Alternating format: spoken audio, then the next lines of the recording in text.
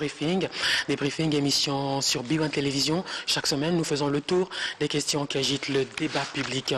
Comment se porte la communication gouvernementale ces derniers temps lorsque des membres du gouvernement se contredisent sur le saccage de Saint-Dominique, sur Kamwina Sampo, sur Némoine Dansemi. Justement, où est Némoine Dansemi? Sa résidence est assiégée. Pourquoi n'est-il pas arrêté? Et est-ce que c'est parce que la police a peur de ces présumés gris-gris? Et il y a cette vidéo de la tuerie du Kasaï, vidéo controversée. Le gouvernement est sous pression. L'ONU a diligenté une enquête, Amnesty International dénonce. Il y a également cette question, le chef de l'État et la Senko, quelle évolution retenir? 3 noms ou un seul candidat Premier ministre? C'est un véritable dialogue de sourds. Sérieusement, est-ce que les élections auront lieu en ce 2017? Le M23, entre-temps, est de retour. Les stations-service fermées tôt ou ouvertes tard. On n'est pas encore dans la pénurie, mais on n'en est pas loin. Et enfin, KTB Katoto qui revient au pays et ne manquait que le tapis rouge, ça veut dire quoi? On se pose cette question, que devient sa condamnation pour meurtre en 95? Est-ce qu'il y a prescription ou absolution? J'en parle évidemment avec le porte-parole du gouvernement, Lambert Mende Omalanga. Il est également autorité morale du parti politique Convention des Congolais Unis. Lambert Mende, bonsoir. Bonsoir, madame. Merci beaucoup d'avoir répondu à notre invitation. Alors, comment vous sentez quand on vous qualifie de Tchakou National? Ça, on le sait. Maintenant, c'est vous zélateur et monsieur multimédia. Ça vous fait sourire ou ça vous blesse? C'est dérisoire, ça me fait sourire, c'est ridicule. Ça n'a même pas d'intérêt. Il faut n'avoir rien à dire pour perdre son temps avec de tels propos. Et j'ai des choses tellement sérieuses à aborder pour ne pas m'attarder sur des petits infantilismes de cette nature-là. Alors, vous êtes en vedette dans la dernière parution de Jeune Afrique. Je cite un spécialiste du déni et de la théorie du complot dont vous auriez fait les mamelles de la communication gouvernementale congolaise. Si Patrice Lumumba n'est pas mort, alors c'est une théorie imaginaire. Mais je pense que nous avons un corps d'un Premier ministre élu dans ce pays qui a disparu à tout jamais, noyé dans de l'acide sulfurique. Je pense que c'est des faits réels qui sont en train de se renouveler. Aujourd'hui, si l'Est du pays n'était pas agressé à partir de là où nous savons, nous serions dans l'imaginaire. Donc nous sommes dans la réalité. Et c'est bien facile à partir de Paris d'inventer des théories qui consistent à nous discréditer parce que nous défendons ce qui est à nous et que ceux qui se croient les maîtres du monde veulent s'accaparer. Mais pour nous, nous continuerons en dépit de ces insultes ou de cette tentative de nous discréditer à défendre cette terre que nos ancêtres nous ont léguée. Alors, ils ont des exemples. Le dernier en date, c'est vos déclarations sur la vidéo qui a fait le buzz sur les réseaux sociaux. On va en reparler. Il semble que d'abord, vous avez reconnu que c'était des crimes et que des militaires sont poursuivis pour ces crimes-là. Après, vous êtes revenu sur ces déclarations pour dire que c'était pas des violations graves, que c'était juste des violations de consignes militaires et de triviales extorsions de biens. Vous savez, la recherche du sensationnel fait dire beaucoup de choses à des journalistes qui n'ont pas la connaissance de la science du droit. Vous savez, le droit a sa terminologie. Et je ne sais pas où se situe la contradiction dans la communication du gouvernement. Dès le premier jour, jusqu'au moment où nous parlons, nous avons une seule lecture de ces événements. 1.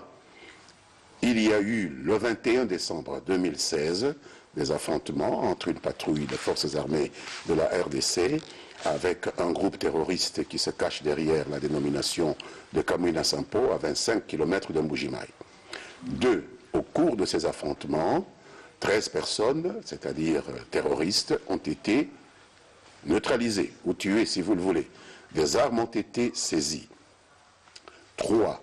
Au cours de ces affrontements, des actes d'indiscipline, des actes d'extorsion, d'autres actes qui préjudiciaient des populations inoffensives ont été commis par un certain nombre d'éléments de nos troupes qui ont été attraits devant la justice militaire, c'est-à-dire formellement les cours supérieurs militaires qui sont en place à Mbuji-Mayi et à Kananga.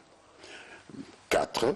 Que la vidéo qui a été affichée sur les réseaux sociaux et sur laquelle beaucoup de gens se sont émus, qui est anonyme, dont nous ne savons même pas qui est l'auteur, parlant d'exécutions sommaires de gens... Au niveau des exécutions sommaires. Okay, oui, qui évoque des exécutions sommaires, n'a strictement rien à voir avec les faits pour lesquels nous sommes en train de poursuivre des militaires à Mbuji-Mayi et à Kananga. Qu'est-ce qui a été dit de nouveau? Qu'est-ce qui a été dit de différent jusqu'à aujourd'hui? Nous avons lancé un appel à témoins pour qu'on puisse nous dire si, en plus des faits pour lesquels ces militaires sont poursuivis, il y a d'autres faits, tels qu'on les voit dans la vidéo, qui puissent nous amener à incriminer soit d'autres militaires, soit les mêmes, mais pour d'autres incriminations. C'est ça le droit. Et en fait, nous avons découvert l'origine de la vidéo à Bruxelles. Ce n'est pas à Bruxelles que les faits se sont passés, mais c'est à Bruxelles que la vidéo a été mise sur les réseaux sociaux. Il y a eu même un aveu à l'agence belga par l'auteur de cette vidéo, M. Moudoza, qui reconnaît avoir mis cette vidéo sur l'agence. Je peux même vous donner son numéro de téléphone et sa photo, parce que la technologie, madame, elle a évolué. On ne peut plus être à l'abri, se croire à l'anonymat derrière son smartphone ou derrière son écran d'ordinateur. Alors, dire qu'il y a eu des contradictions, où sont les contradictions? Peut-être que c'est les gens qui ne maîtrisent pas la science du droit et qui ne connaissent pas les mots tels qu'on les utilise dans le droit. Lorsqu'on poursuit un militaire pour extorsion, on ne le poursuit pas pour exécution extrajudiciaire. Voilà tout. Alors au départ, vous aviez parlé d'un montage. Mais jusqu'à présent, personne ne nous a prouvé que ce n'est pas un montage. Et d'ailleurs, ce matin, je viens d'apprendre que cette vidéo circulait déjà dans les réseaux sociaux, notamment sur YouTube, depuis l'année dernière, je pense à la première moitié de l'année dernière. Nous allons le démontrer. Donc c'est toujours un montage pour nous. Alors, où est la contradiction? Je ne vois pas. C'est facile de vouloir comme ça jeter du sucre sur le dos d'un gouvernement parce que... ça ne se passe pas dans le Kasaï. Mais c'est un montage, ça ne s'est pas passé comme ça. Ça ne se passe pas dans le Kasaï. Ça ne s'est pas passé comme ça le 21 décembre 2016 à Mwanza-Lomba. Mais peut-être un peu plus tard. Mais nous avons lancé un appel à témoins. Si vous connaissez là où ça s'est passé, dites-le moi. Nous avons demandé qu'on le dise au procureur militaire, c'est-à-dire l'auditeur général à Kinshasa, les auditeurs supérieurs à Mbuji-Mayi et à Kananga. Jusqu'à ce matin, on y entend des gens parler Swahili et Lingala, s'adressant à des gens qui sont des Kamouina Sampo. Et c'est la preuve que ça s'est passé le 21 décembre et que ce sont nos troupes. Je dis un peu plus tard, mais ça reste dans le Kasaï. Non, mais c'est la preuve que ce sont nos troupes. Contre des combattants Kamouina Sampo. Est-ce que le fait qu'on parle de Lingala et Swahili, c'est la preuve que ce sont nos troupes? Donc dans ce vaste monde, dans ce vaste Congo, il n'y a que nos troupes qui parlent Lingala et Swahili. Qu'est-ce que vous êtes en train de raconter? Kamouina Sampo, c'est dans un seul coin, sur Terre. Mais écoutez, madame, même à Paris, même au Canada, même ici à Kinshasa, même je sais pas moi, à Kasumbalesa, vous pouvez tourner un film et vous prononcez le mot Kamouina Sampo. Ça ne veut pas dire que ça se passe au Kasaï. Ça ne veut pas dire que ce sont les militaires congolais qui sont à la base. Est-ce qu'il y a des investigations? Nous sommes dans le droit. Excusez-moi, nous sommes dans le droit. Ce n'est pas un roman. Nous sommes dans le droit. Il faut nous donner des faits. Est-ce qu'il y a des investigations pour attester l'authenticité de la vidéo? Mais puisqu'on vous l'a dit, dès que la vidéo est sortie et que nous nous sommes rendus compte que les faits qui sont très graves, atroces, que nous voyons sur cette vidéo n'ont rien à voir avec les faits pour lesquels des militaires sont poursuivis, parce qu'ils sont poursuivis pour des faits, par exemple, d'extorsion, ils sont poursuivis pour des faits, par exemple, d'incendie. Dans la vidéo, on voit des exécutions extrajudiciaires, extrêmement atroces. Que les faits ne sont pas les mêmes, le président a donné des instructions au gouvernement. Et le ministre de la Défense a désigné des hauts magistrats militaires qui sont descendus, ils y sont encore, madame, à Kananga et à Mbuji-Mayi, prêter main forte aux équipes qui sont en train d'enquêter sur ces faits qui se sont déroulés à Mwanza-Lomba le 21 décembre pour savoir si on n'a pas caché certains faits. Nous n'avons pas encore ce rapport-là, c'est pourquoi nous avons lancé avant-hier un appel à témoins qui n'a encore donné aucun témoignage jusqu'à maintenant. Vous voulez que je l'avoue pour faire plaisir à ceux qui veulent faire du sensationnalisme? Je ne le ferai pas. Alors vous ne l'avouez pas, mais il y a certains membres du gouvernement justement qui ont reconnu qu'il y a Lesquels, madame? Dites-les-moi. C'est qui? Le ministre des Affaires étrangères, par exemple, qui a dit qu'il y a des éléments de l'armée qui ont besoin d'un peu plus de formation. Mais alors, excusez-moi, arrêtons-nous là. Le ministre des Affaires étrangères a dit qu'il y a des éléments de l'armée qui ont besoin d'un peu plus de formation. Mais qu'est-ce que j'ai dit d'autre? J'ai dit que nous sommes en train de poursuivre des éléments de l'armée qui se sont rendus coupables d'actes d'extorsion, d'actes, par exemple, d'incendie et tout ça. Mais c'est ça l'indiscipline. Qu'est-ce que le ministre a dit d'autre? Pourquoi vous voulez m'opposer au ministre des Affaires étrangères? C'est la même chose que nous disons. Nous disons que nous poursuivions des éléments de l'armée. Et lui, il vous dit que les éléments de l'armée ont effectivement besoin de plus de formation. Mais si nous les poursuivons, c'est qu'ils n'ont pas accompli leur devoir. Mais aller jusqu'à dire que cette phrase du ministre des Affaires étrangères revient à un aveu que ce qui est sur le film est attribuable au FRDC, c'est vous maintenant qui brodez. Ça n'a rien à voir avec les faits. Je me limite à poser des questions. Et la bonne question, c'est donc vous ne m'avez pas prouvé que le ministre des Affaires étrangères a dit que ce qu'on voit sur ce film est attribuable au FRDC. Il a dit que les FRDC ont besoin de formation. Et moi, j'ai dit que les FRDC, certains d'entre eux sont en train d'être poursuivis pour indiscipline. C'est-à-dire qu'ils ont besoin d'être un peu plus disciplinés. Où est la différence entre ce que j'ai dit? Pourquoi chercher à dire qu'il y a contradiction entre les ministres? C'est simplement pour faire du sensationnalisme. Il n'y a aucune contradiction, nous avons dit la même chose. Alors, si vous le dites, il y a Amnesty International... Ce n'est pas si je le dis, c'est la même chose que nous avons dit. Amnesty International, les Nations Unies, qui se sont inquiétés et cherchent à savoir si effectivement il y a eu massacre. Ne nous entremêlons pas les pinceaux, madame. Amnesty International est une ONG qui a ses intérêts particuliers. Nous sommes plus préoccupés par les remarques des Nations Unies, parce que nous sommes membres des Nations Unies. Alors je vous répondrai d'abord que les Nations Unies ont publié, pas plus tard qu'hier, un rapport où elles ont reconnu par le Bureau conjoint des Nations Unies en République démocratique du Congo sur les droits de l'homme qu'il y a nettement moins de violations des droits de l'homme en 2016 que l'année précédente. Donc il y a déjà quelque chose de bien. Les ONG ont leurs objectifs, vous savez, la recherche de budget, etc. Ils ne sont pas au Congo, Amnesty n'est pas au Congo. Nous préférons faire plus foi au rapport du Bureau conjoint des Nations Unies aux droits de l'homme qui donne une sorte de satisfecit, même si ce n'est pas encore le paradis, ce n'est pas encore la panacée. Et quand il y a eu une opinion qui demande qu'une enquête soit ouverte sur ces massacres présumés?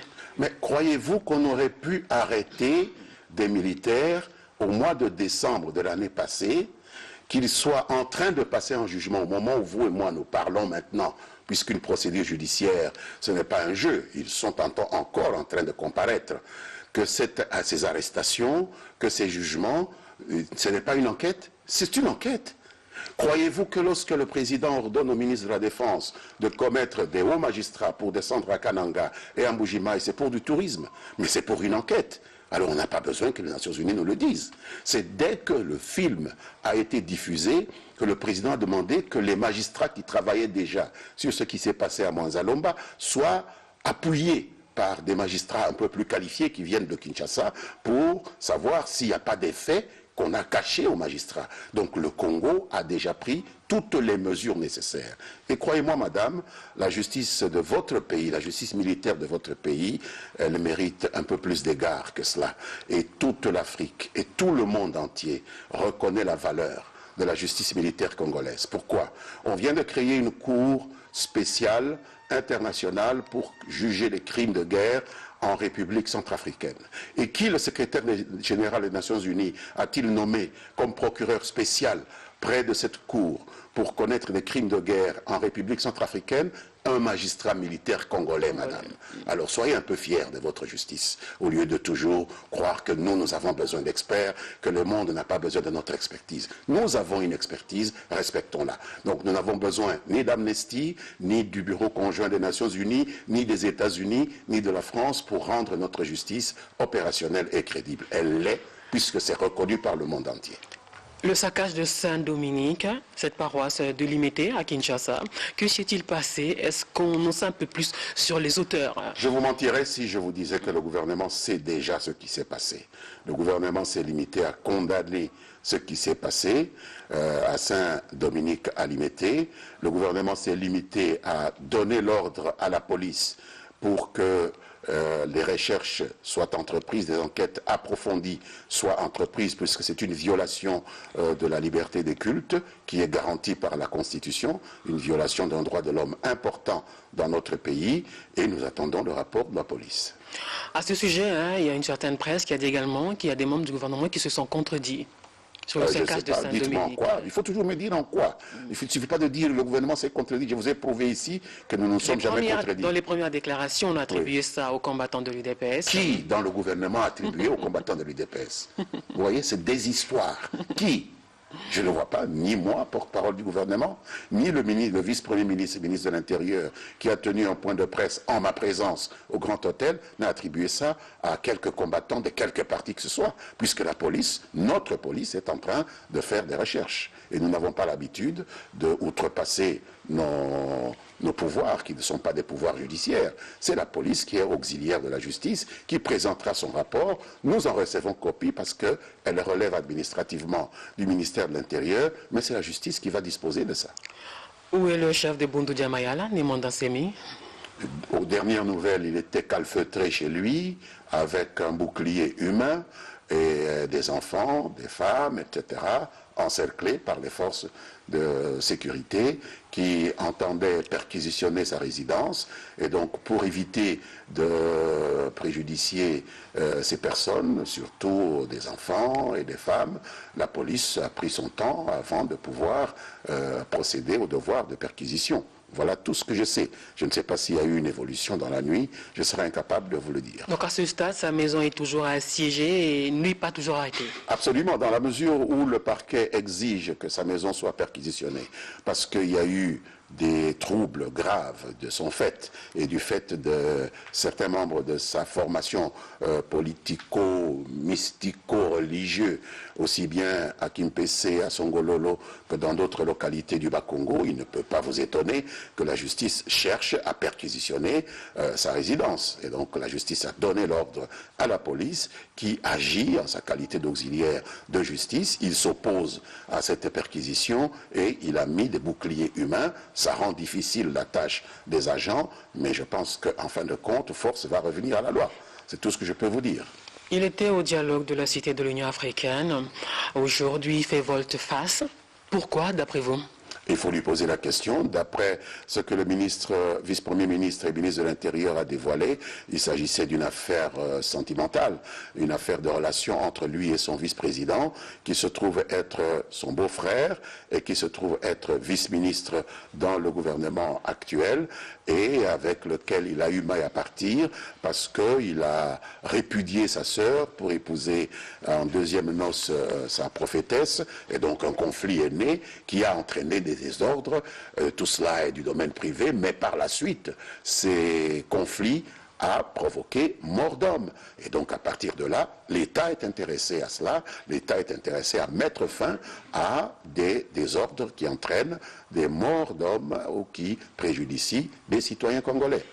En clair, il aurait voulu être nommé au gouvernement, en lieu et place de son secrétaire général. C'est une affaire sentimentale. Jusque-là, je ne peux pas vous dire exactement les limites, ce qu'il en est, mais une affaire de calcul politique. Il y a un conflit entre lui et son vice-président, qui est son beau-frère, et voilà, ça a dégénéré. Alors, le chef de l'État et la CENCO, quelle évolution faut-il retenir? La CENCO a, à notre connaissance, fait rapport au président de la République de la mission des bons offices que le président, sur pied de l'article 69, qui lui reconnaît des pouvoirs d'arbitrage lorsqu'il y a dysfonctionnement dans les institutions, de la mission des bons offices qu'elle a menée. Et le président, d'après ce que je sais, a constaté que la CENCO a accompli plus de 95% de la mission des bons offices, et le président a encouragé les évêques de la Cinco à terminer le peu qui reste, les 5% qui restent, et qui tiennent notamment au processus de finalisation et de signature de l'arrangement particulier qui a été aussi complètement vidé, sauf quelques points concernant notamment le processus de désignation du Premier ministre. Et nous attendons que la Cinco termine l'Assemblée générale qu'elle a, puisqu'elle a aussi des devoirs prophétiques, avant de pouvoir reprendre cette petite partie et la terminer le plus tôt possible. 3 noms ou un seul candidat Premier ministre, que gagnerait ou perdrait la majorité dans l'un ou l'autre cas? Le respect de la Constitution, madame. Puisque cette disposition de l'accord dit textuellement ceci, le Premier ministre est présenté par le Rassemblement et nommé par le Président de la République, conformément à l'article 78 de la Constitution. Et l'article 78 de la Constitution dit que le Président de la République nomme le Premier ministre au sein de la majorité parlementaire après consultation de celle-ci. Donc on n'impose pas au Premier ministre, au Président de la République, un Premier ministre. C'est lui qui nomme. Alors au lieu de prendre lui-même l'initiative de choisir au sein du Rassemblement qui va être maintenant coopté dans la majorité parlementaire, pas dans la majorité présidentielle, le président a demandé que 3 noms lui soient présentés pour qu'il puisse assumer sa charge de nommer et pas d'investir quelqu'un qui est nommé par quelqu'un d'autre. Sinon, le président ne serait pas réellement en phase avec la Constitution. Alors, ce qu'il y a, c'est que, semble-t-il, vous ne voulez pas de Félix Tshisekedi, qui est, selon l'autre camp, le candidat, et que vous voulez plutôt de quelqu'un que vous pouvez avoir avec vous. Je ne suis pas là pour évoquer ces questions, puisque je ne suis pas président de la République. Je ne suis pas là pour évoquer ces questions parce que nous n'avons pas encore reçu les 3 noms, pour vous dire que M. Félix Tshisekedi fait partie des 3 noms. Donc c'est un débat qui me paraît tout à fait prématuré. Là-bas, ils disent que c'est Félix Tshisekedi ou rien. Mais on ne peut pas imposer au président et Premier ministre, fût-il Félix Tshisekedi. Il faut donner 3 noms, peut-être parmi lesquels Félix Tshisekedi, et voir comment le président va réagir. En tout état de cause, c'est le président qui nomme le Premier ministre. Ben, vous semblez ne pas vouloir, je répète la question, vouloir de Félix Tshisekedi. Non, ça c'est un procès d'intention. Ce que nous semblons, ce que nous ne semblons pas, ça n'a strictement rien à voir. Nous ne sommes pas le président de la République. Nous sommes la majorité présidentielle. Et le président de la République est le président de la République. C'est une institution à part, différente de la majorité, même si c'est lui qui est le chef de la majorité. Il faut savoir faire ce distinguo. Vous savez, le droit doit être encore mieux compris par ceux qui analysent les faits de société dans notre pays. Alors là-bas, on répond qu'on a tellement péché contre la Constitution qu'autant aussi pécher à ce sujet-là et non, madame. laisser... Ouais. On ne peut pas pécher contre la Constitution. Ce n'est pas acceptable. Dites-moi en quoi est-ce qu'on a péché contre la Constitution. Citez-moi un seul cas. L'article 118, Oui. le président de la République nomme au sein de la majorité... La majorité parlementaire est différente de la majorité présidentielle.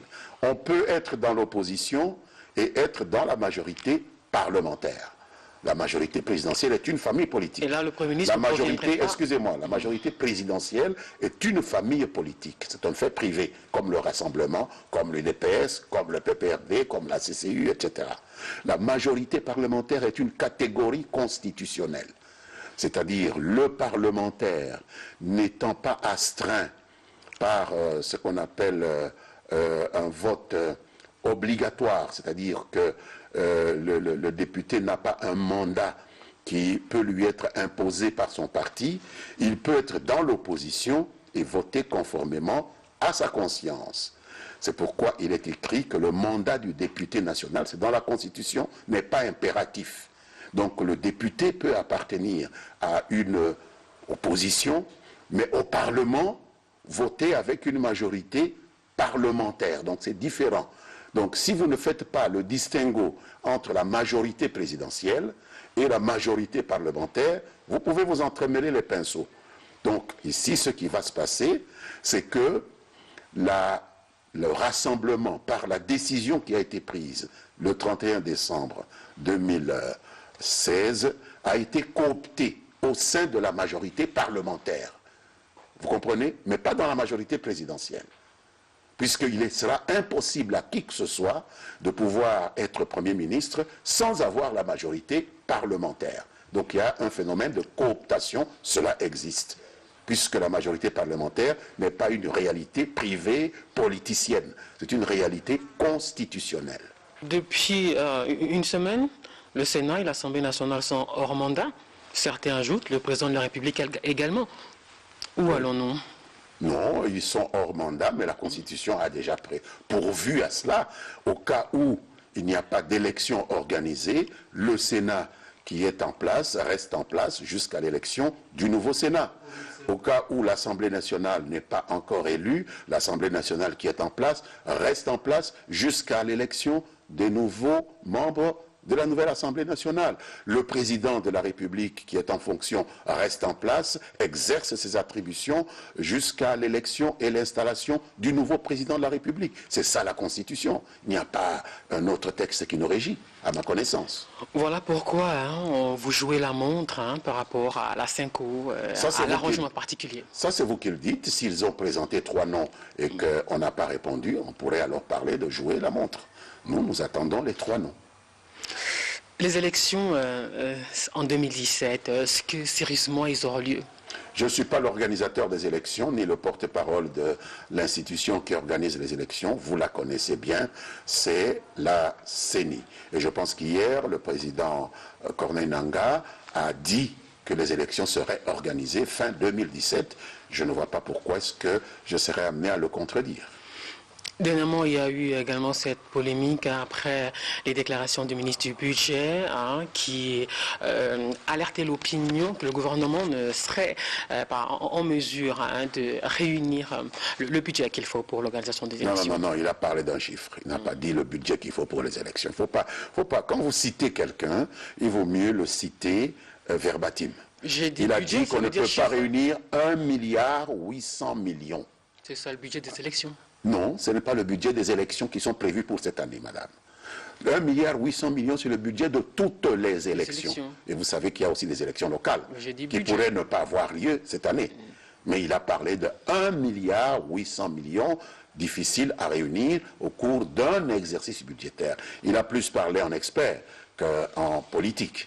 Et si mes connaissances sont bonnes, si je me souviens, le président de la CENI a recadré ces calculs que vos collègues se sont amusés à faire pour dire qu'il y avait déjà des dépenses qui ont été faites sur le 1,8 milliard déjà en 2016, d'autres qui sont en train d'être faites, d'autres qui sont en train d'être couvertes par l'intervention des FRDC, puisque c'est quoi ce budget de 1,8 milliard? C'est aussi les affrètements d'avions. Mais à ma connaissance, les FRDC ont donné 5 avions gros courriers à la CENI. Ça réduit le nombre, ça réduit le montant qui est dû. La MONUSCO donne à la CENI des hélicoptères. Ça réduit d'autant le montant qui est dû. Donc on a estimé, je pense, à 500 millions ce qui était nécessaire pour arriver à avoir des élections cette année-ci, si je me souviens bien de ce que le président de la CENI avait annoncé. Donc ne prenez pas le chiffre global des élections pour faire peur aux Congolais. Alors, tout ça, organiser les élections, nommer un Premier ministre, c'est l'enjeu des discussions de la Cinco. Dans la foulée, Katebe Katoto est revenu au pays et c'est comme si on lui avait déroulé le tapis rouge. Pourquoi ? Un Congolais qui revient au Congo, le problème ne devrait même pas se poser à mon avis. Je ne sais pas pourquoi la question se pose. Si vous partiez en Europe pour une raison ou une autre et que vous reveniez, pourquoi est-ce que nous devrions en discuter? Pourquoi le porte-parole du gouvernement devrait commenter cela? Katebe est congolais, il était en Europe, parce que la liberté de circuler est garantie par la Constitution. Il a estimé bon de revenir au Congo. Pourquoi ça doit devenir un sujet de polémique? Il est revenu dans son pays. Il est revenu après plus de 20 ans à l'étranger. Il est sous le coup d'une condamnation pour meurtre. À ma connaissance, il a été ici il y a 3 mois. Parce que je connais M. Katebe. Oui. Il a été ici il y a 3 mois. Je l'ai vu, ici à Kinshasa. Donc, ce n'est pas depuis 20 ans. Vous n'avez pas la bonne information. Il est condamné par contumace pour meurtre à Lubumbashi. C'est la justice qui sait cela. Ce n'est pas de mon ressort. Alors, il y a absolution ou... Ce n'est pas de mon ressort. Moi, je ne sais pas vous dire s'il y a absolution ou quoi. Je suis porte-parole du gouvernement, je ne suis pas porte-parole du parquet qui exécute les décisions de justice. Madame, posez la question au procureur général de la République. Mais on sait qu'il y a prescription pour les meurtres. Les prescriptions, c'est 10 ans. Pour le meurtre de Chebea, par exemple, il a été assassiné en 2010. On sait qu'en 2020, on n'en parle plus, on n'en parlera plus. Mais il y a des gens qui sont en prison pour le meurtre de M. Chebea. Je parlais de prescription.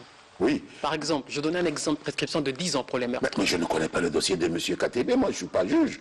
J'ai étudié un peu de droit, mais je suis au gouvernement. Pourquoi vous me posez des questions sur le fonctionnement de la justice? Alors, KTB revient tranquille, Moïse Katumbi peut aussi revenir tranquille. Mais bien sûr, puisqu'il est congolais. Mais s'il a des problèmes avec la justice sait ce qu'il fera de lui. Pourquoi vous me posez la question à moi? Moi je ne suis pas dans l'appareil judiciaire. C'est la justice. Un jour, vous pouvez inviter un responsable du parquet général de la République et lui poser des questions sur des gens qui ont des dossiers judiciaires. Je vous le propose. Mais moi, je suis porte-parole du gouvernement. Je me limite à cela. Au lendemain de la mort d'Etienne Tshisekedi, Moïse Katumbi a annoncé qu'il revenait au pays et j'ai lu vos déclarations sur certains sites, certains médias en ligne. Vous disiez ceci exactement: si Moïse Katumbi revient, bon, il sait ce qu'il attend. Autrement dit, on va l'arrêter. Bon. C'est vous qui dites, vous avez ajouté quelque chose. Moi j'ai dit, il sait ce qu'il attend. Et vous dites, ça veut dire qu'on va l'arrêter. Qu'est-ce que ça veut dire? Il sait ce qu'il attend, ça veut dire qu'on va l'arrêter. On a compris entre les lignes. Français, madame. On a compris entre les lignes. Ah non, comprenez ce que vous voulez, mais quand je dis il sait ce qu'il attend, même M. KTB en venant, il savait ce qu'il attendait. Qu'est-ce qu'il attend? Il attendait, il savait à quel hôtel il va habiter, il sait ce qu'il vient faire, quels sont les amis politiques qui l'attendent, quels sont ceux avec qui il ne va pas s'entendre, quelle fonction il va chercher à briguer. Dire il sait ce qu'il attend, ça veut dire simplement qu'on va l'arrêter. Est-ce que vous n'exagérez pas un peu dans la recherche du sensationnel? Permettez-moi vraiment de m'opposer à cette façon d'interpréter les choses. J'essaie de comprendre. Oui. Quand vous dites par rapport à Moïse Katumbi qui sait ce qu'il attend, ça veut dire quoi? Sérieusement? Ça veut dire qu'il sait ce qu'il attend. Ce n'est quand même pas un gamin. Lorsqu'il revient dans un pays, c'est un homme politique, il sait ce qu'il attend. Moi aussi, si je vais en Europe et que je reviens, je sais ce qui m'attend. Je sais si ma femme m'attend à l'aéroport. Je sais si mon enfant a des problèmes à l'école et que je dois résoudre les problèmes de mes enfants. Je sais ce qui m'attend. Dire cela, ça veut dire menacer quelqu'un. Sincèrement. Je ne vois pas ce que c'est. Pourquoi vous voulez extrapoler sur les propos des gens? On a compris que KTB Katutu est candidat Premier ministre pour le compte du Rassemblement. Ça vous arrange, non? Première nouvelle, nous attendons la liste. Nous n'avons pas la liste des candidats Premier ministre jusqu'à présent. Mais ça vous arrangerait qu'il soit Premier ministre KTB Katutu? Je ne suis pas le président de la République. C'est le président qui travaille. Vous avez un avis? Non, je ne suis pas autorisé à donner mon avis puisque je ne suis pas le président de la République. C'est le président qui doit fonctionner avec un Premier ministre, qui doit estimer s'il peut travailler avec tel Premier ministre ou pas avec tel autre. C'est pourquoi on lui donne le pouvoir de nommer. Parce qu'il faut que les deux têtes de l'exécutif puissent pouvoir fonctionner en symbiose, en harmonie. Moi, je ne suis pas une des têtes de l'exécutif. C'est le président de la République qui pourrait répondre à cette question-là. Oui, j'usurperais vraiment de la qualité du président en vous répondant à cette question. Si jamais c'est un tshisekédiste pur et dur, il n'y aura pas symbiose du tout, ça c'est clair. Ah, ça c'est vous qui le dites. Le président a travaillé avec des gens autrement plus durs. Lorsque Jean-Pierre Bemba est devenu vice-président de la République, il venait de barricades contre le président. Le président c'était un militaire. Il était sur les champs de bataille, Bemba était sur les champs de bataille, ils se sont battus. Ça ne l'a pas empêché de travailler avec M. Bemba comme vice-président de la République. Donc je pense que c'est un homme capable de travailler avec des gens qui ne pensent pas nécessairement comme lui. Et ça s'est terminé en eau de boudin, en guérilla, en plein Kinshasa. Pas du fait du président, pas du fait du président. Je pense qu'ils se sont rabibochés avant que M. Jean-Pierre Bemba n'aille se faire arrêter pour d'autres problèmes qui n'ont rien à voir avec notre pays. Alors, le M23 est de retour avec son lot d'insécurité, etc. On n'entend pas beaucoup le gouvernement communiquer à ce sujet. Le M23, nous avons un problème avec nos voisins parce qu'il s'agit là de citoyens congolais qui sont partis en exil après avoir fait ce qu'ils ont fait dans notre pays. Il y a un programme qui prévoit le retour dans leur pays de ses compatriotes, un programme qui est ordonné, et là nous apercevons qu'ils rentrent en armes, qu'ils tuent des citoyens congolais, et que donc les pays qui les a accueillis n'a pas fait son travail parce qu'il fallait organiser leur retour de telle façon qu'ils puissent participer au programme de DDR, c'est-à-dire désarmés, mais ils sont revenus armés, ils tuent nos militaires, ils tuent nos populations, et c'est un problème qui a déjà fait l'objet de 2 réunions de nos 2 gouvernements, le gouvernement ougandais et le gouvernement congolais. Nous espérons trouver une solution définitive à ce problème. La presse internationale, que vous n'aimez pas beaucoup, a dit il y a 2 jours que la question de l'Est, le retour de M23, c'est justement un crime qui profite à Joseph Kabila pour qu'il reste au pouvoir.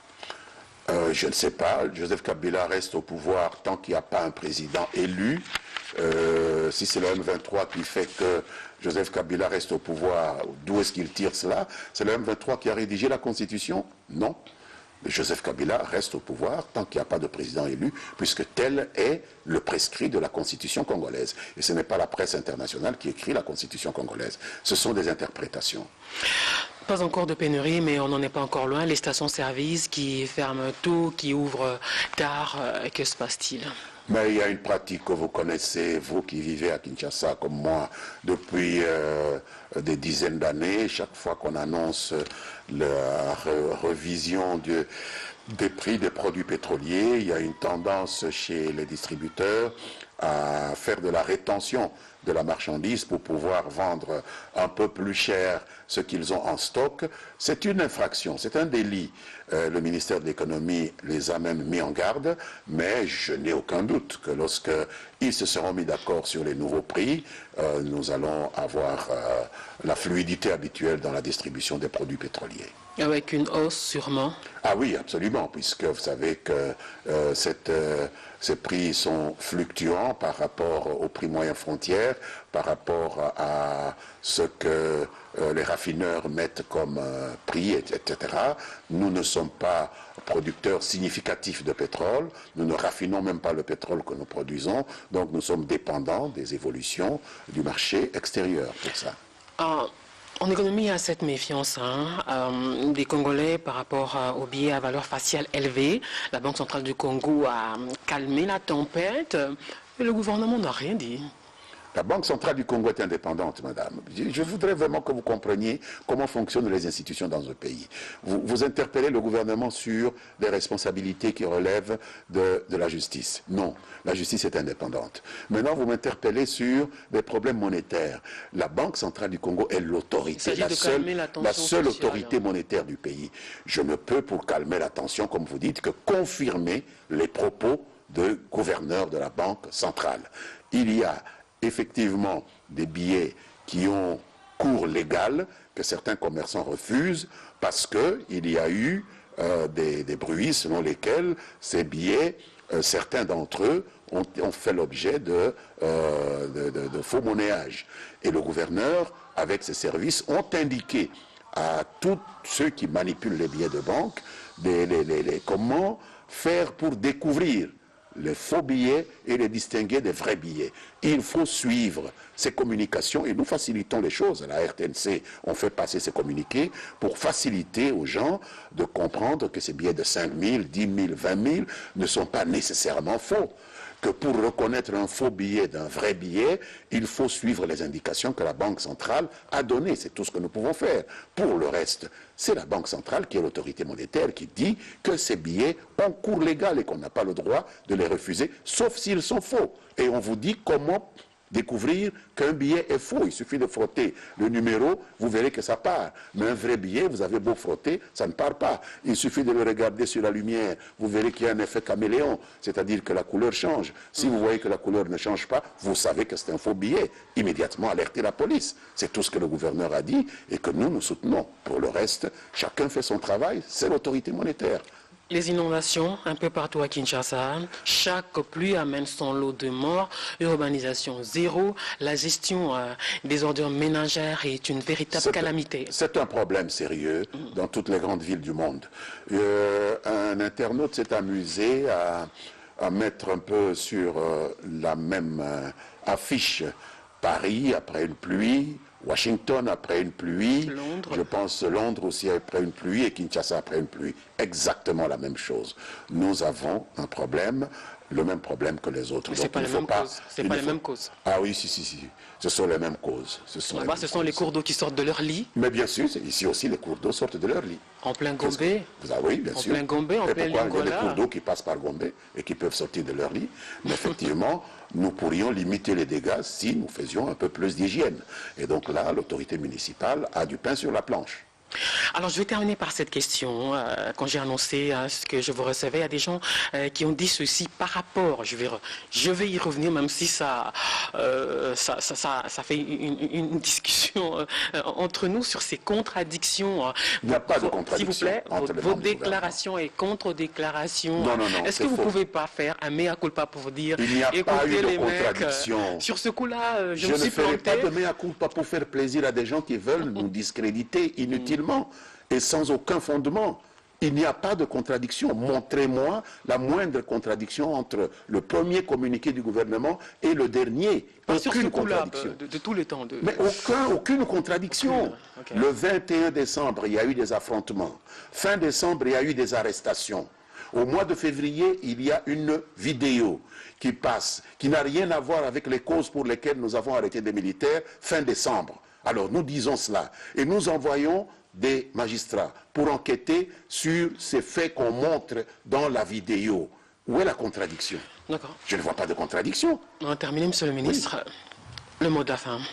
Le mot de la fin, c'est que la République démocratique du Congo continue et continuera pendant longtemps à faire l'objet de beaucoup de convoitises.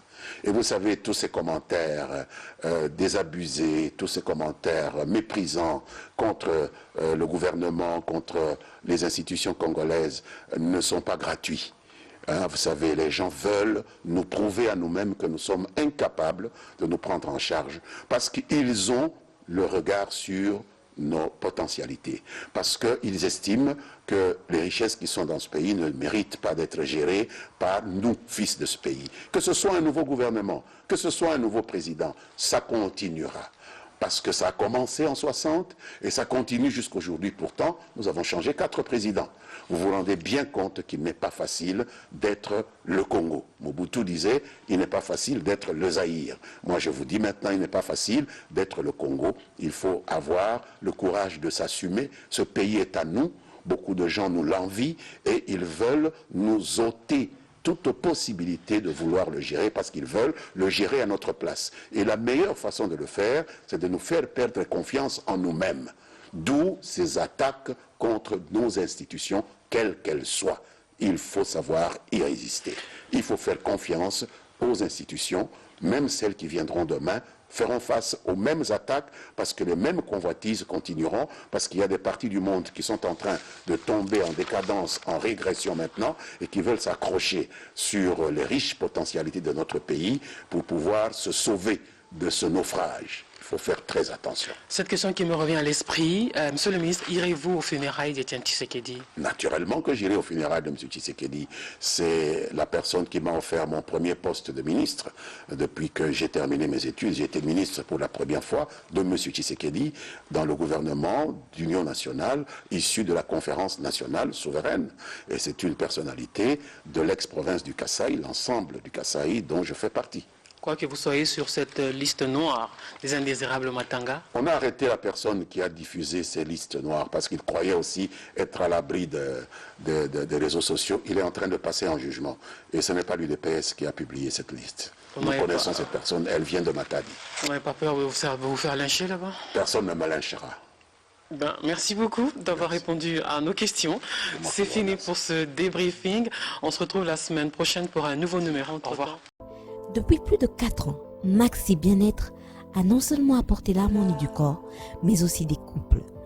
Aujourd'hui, Maxi Bien-être est reconnu comme la solution idéale pour le maintien du bonheur au sein des couples. Au-delà du bonheur, Maxi Bien-être ajoute un rajeunissement intérieur qui nous donnera chaque soir une perpétuelle envie de revenir au logis familial après une dure journée de travail. Avec Maxi Bien-être, dites au revoir aux maux de dos et à la fatigue physique. Maxi vous procure une force physique permanente qui changera votre vie. Chaque soir, célébrez joyeusement votre amour avec votre alter ego comme au premier jour. Maxi Bien-être peut aussi être utilisé comme une solution indéniable aux problèmes d'hémorroïdes. Maxi Bien-être est une solution buvable, très facile et pratique à utiliser. Ouvrez la boîte Maxi Bien-être. À l'intérieur, 6 sachets portant le logo Maxi. Ouvrez le sachet par le bord, versez le contenu du sachet dans un verre d'eau tiède, mélangez avec une cuillère et c'est tout. À travers le monde, plusieurs couples ont adopté Maxi Bien-être dans leur routine quotidienne et vivent désormais une intimité conjugale excellente. Alors, attendez-vous pour vous joindre à la révolution Maxi Bien-être. Pour vous procurer Maxi Bien-être, c'est facile. Appelez au numéro 00 33 78 220 12 51 et 00 33 14 16 77 751 ou encore allez sur le www.maxibienêtre.com pour trouver un revendeur agréé près de chez vous. Maxi Bien-être, l'harmonie du corps et des couples.